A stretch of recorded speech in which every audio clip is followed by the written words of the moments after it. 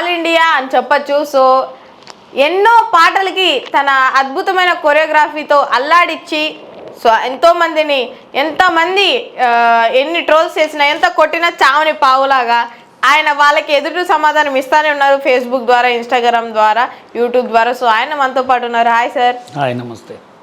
మీకు ఈ కాన్ఫిడెన్స్ పుట్టగానే వచ్చిందా, పుట్టిన తర్వాత వచ్చిందా, లేకపోతే ఏంటి?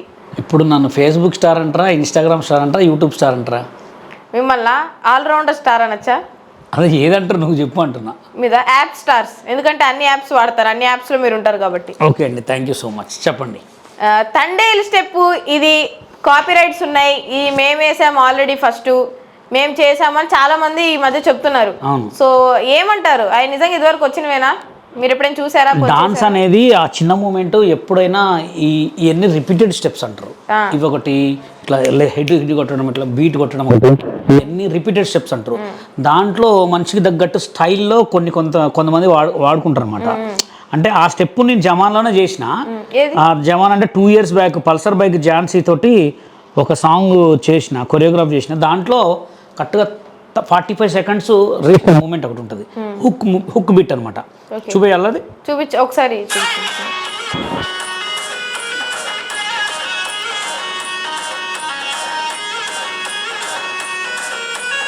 అంటే శేఖర్ మాస్టర్ ఆల్రెడీ అందరూ వాడేసిన స్టెప్స్ నేర్పిస్తున్నారు ఇప్పుడు. అట్లనే కాదు, అది హుక్ బిట్. ఈ బిట్స్ అనేది హుక్ బిట్స్ అనమాట. ఇవన్నీ చేతులు అని హ్యాండ్స్ అనేది ఎవరైనా వాడుకోవచ్చు. ఎవరు కొత్త కనిపెడితే ఆయన. ఇప్పుడు శేఖర్ మాస్టర్ ఇది కూడా కనిపెట్టాడు. ఆయన ఇది చేసి ఇట్లా అన్నాడు. కామన్ ఇవన్నీ హుక్ బిట్సే. ఇది కూడా ఆల్రెడీ ఉన్నదేనా? ఇక అంటే ఒకటి గుర్తుపెట్టుకోండి, ఏ మాస్టర్కైనా ఒక స్టైల్ ఉంటుంది, ఏ కొరియోగ్రాఫర్కైనా ఒక స్టైల్ ఉంటుంది, ఏ డాన్సర్కైనా ఒక స్టైల్ ఉంటుంది. అది శేఖర్ మాస్టర్ స్టైల్ శేఖర్ మాస్టర్దే. ఎక్కడికైనా ఈ హ్యాండ్ మూమెంట్స్ కంపల్సరీ ఉంటాయి. ఇవన్నీ కారంగా దర్యా సాంగ్స్ కానీ మీరు చూసిన చాలా సాంగ్స్లో కానీ లేడీ వర్షన్ సింగిల్ అంటే solo songs, lady solo songs కంటే కంపల్సరీ అవి పెట్టాల్సిందే. ఈ చేతుల మూమెంట్లో కామన్ ఎవరైనా చేస్తారు. ఇది ఫోక్ అంటారు అనమాట. ఇక్కడ ఫోక్ వాడుతుంటారు. అదే వెస్టర్న్ అనుకో, వెస్టర్న్ బిట్స్ వేరే ఉంటాయి. ఇవన్నీ కామన్, ఎవరు కనిపెట్టింది కాదు. డ్యాన్స్ అనేది అందరు కాపీ కొడతారు. లారెన్స్ మాస్టర్ ప్రభుదేవ్ స్టెప్లు వేస్తారు, ప్రభుదేవ్ మాస్టర్ లారెన్స్ స్టెప్లు వేస్తాడు, మెగాస్టార్ చిరంజీవి స్టెప్స్ అన్నీ మిక్స్ చేసుకుంటేనే డాన్స్. అంతే తప్ప సొయాన కనిపెట్టిందంటే ఎవరో పాతకాలం కొరియోగ్రాఫర్లు వాళ్ళు ఉన్నారు.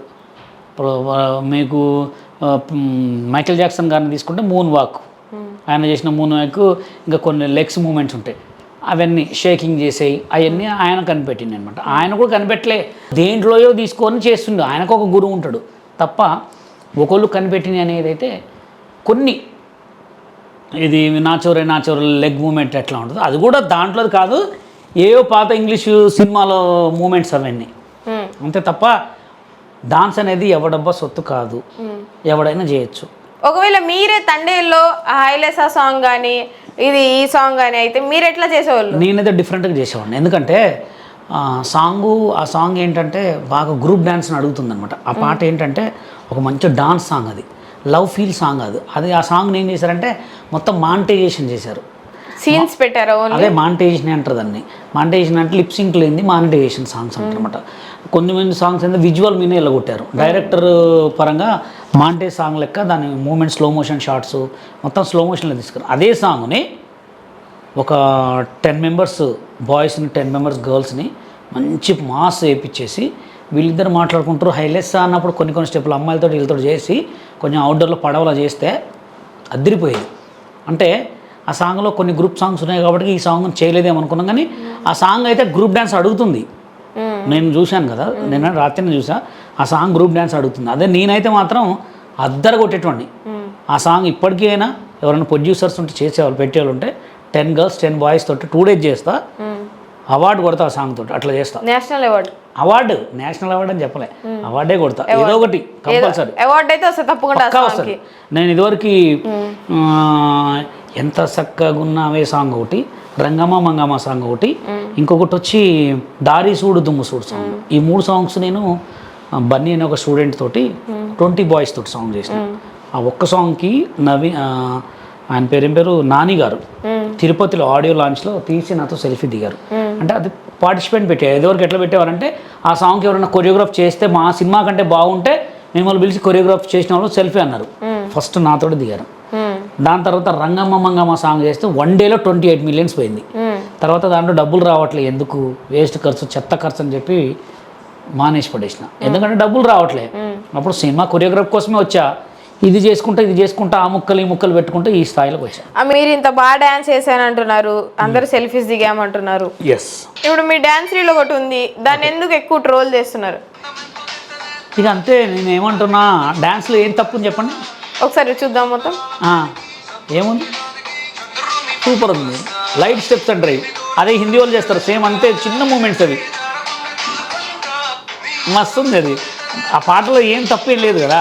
అంటే నీకు ఇంకోటి తెలుసు, ఈ జనం ఎట్లా అంటారు తెలుసా, కొంతమంది ముందు మంచిగా నటించి వెనక కిడ్నీలు, లివర్లు, కళ్ళు, ఈ తలకాయలు, దొంగతనాలు, గంజాయి అమ్ముకునే వాళ్ళు నమ్ముతారు.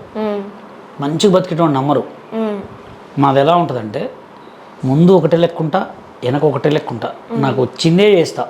నేనేదో సోషల్ మీడియాలో ఇరగదీసి అది చేస్తే ఏమొస్తాయి, నాకు ఏమొస్తాయా చెప్పు, నువ్వే చెప్పు. మీరు ఎందుకు కావాలని కాంట్రవర్సీలోకి వెళ్ళిపోతారా, లేకపోతే అదే అనుకోకుండా మీకు జరుగుతుందా? మీకు ఎలాగా? నేను ఏమున్నా మనసుతో మాట్లాడి నిజ స్వరూపాన్ని బయటపెట్టి చేస్తా. ఆ నిజ స్వరూపం జనాలకు నచ్చదు. చూసినా అట్లాంటి వాళ్ళు నచ్చుతారు. ఎక్కడైనా ఎప్పుడైనా ఒకటే లెక్కుంటా, నాకు వచ్చిందే చేస్తా, అవసరం లేదు, నాకేం అవసరం. ఇప్పుడు సోషల్ మీడియాలో ఇరగదీసి చేస్తే నాకు 10 కోట్లు ఇస్తారా? నా ఆలోచన ఏంది? మరి మీకు ఇంత తెలివి ఉంది, మీరు ఒక ప్రెసిడెంట్ యూనియన్ కి, మీ చేతిలో అందరు ఉన్నారు, మీరు చేయని ఈవెంట్ లేదు, మీరు ఏ ఊరికి వెళ్ళంది లేదు, మీరు చూసి చేయని హీరో లేరు, చూడని హీరో, అన్నీ ఉంది. కానీ మీకు ఎందుకు స్పెషల్గా ఒక మూవీలో కానీ ఎందులో కానీ ఎందుకు ఇట్లా సాంగ్స్ చేయడానికి టైం? ఎవరికైనా గురిగింజంత అదృష్టం ఉండాలంట. అదృష్టం లేని ఎవడేం చేయలేడు. మీకు రియల్గా ఒకటి చెప్తా, నా ఫ్రెండ్ సుభాష్ అనే కొరియోగ్రాఫర్ ఫిలిం నగర్లో ఉంటాడు. ఎట్లా ఆడతాడు తెలుసా, అసలు ఎవరు పనికిరారు కొరియోగ్రాఫర్స్. ఇప్పుడున్న బాలీవుడ్ కొరియోగ్రాఫర్ కూడా పనికిరాడు, నాకంటే కూడా బాగా ఆడతాడు. సినిమాలే లేవు ఆయనకి. అంటే ఏంటంటారు, డాన్స్ ముఖ్యం కాదు, ఓన్లీ అదృష్టమే. అదృష్టం ఉంటే ఏదైనా సాధ్యం. అంటే ఇప్పుడు మోనాలిసాకి అదృష్టం ఉందంటారా? ఆ మోనాలిసాకి అదృష్టమేగా. ఆమె ఇప్పుడు మోనాలిసా నువ్వు డైరెక్ట్ చూస్తే దడుచుకుంటావు, ఏముండదు ఆమె దగ్గర, అదృష్టమే. మన జనాలు ఎవరిని డెవలప్ చేస్తారంటే దేనికి పనికి రాని వాళ్ళనే. అంటే ఒక మామూలుగా అసలు దేనికి పనికిరాని, అసలు దేనికి ఇప్పుడు అమ్మాయిని డెవలప్ చేసిండ్రు, లాభం ఏంటి చెప్పండి? అమ్మాయి మన కళ్ళతోటి సినిమా తీస్తుందా? అసలు అమ్మాయి హీరోయిన్గా పనికొస్తుందా? అదే మన జనాలు ఎట్లా అంటే మంచి అనేటోడికి స్థానం లేదు ఎక్కడ కూడా, గుర్తుపెట్టుకోండి. కెమెరా ముందు నటించి కెమెరా వెనక రేపులు, మానభంగాలు లేదా బెట్టింగ్ యాప్స్ ప్రమోషన్ చేసేవాళ్ళు దేవుళ్ళు. నిజాలు మాట్లాడి మంచిగా చెప్పి 10 మంది బతకండ్రా అనే ఆలోచనలు ఇచ్చేవాళ్ళు వేస్ట్ గాళ్ళు. అలా ఉంటుంది అన్నమాట.